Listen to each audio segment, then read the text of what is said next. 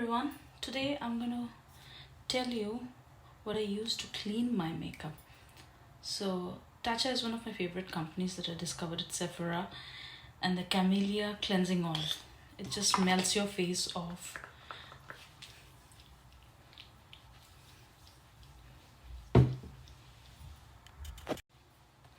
Massage it as long as you need.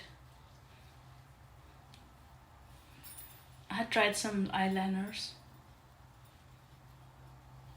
and it's pretty hard to get off, you'll see, but the oil cleans it up pretty nicely, almost like a magic eraser. Even hard marks like this.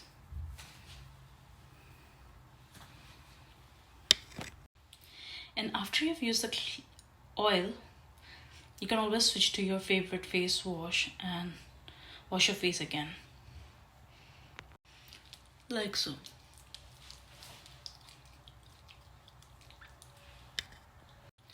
Follow it up with your favorite moisturizer or toner before that.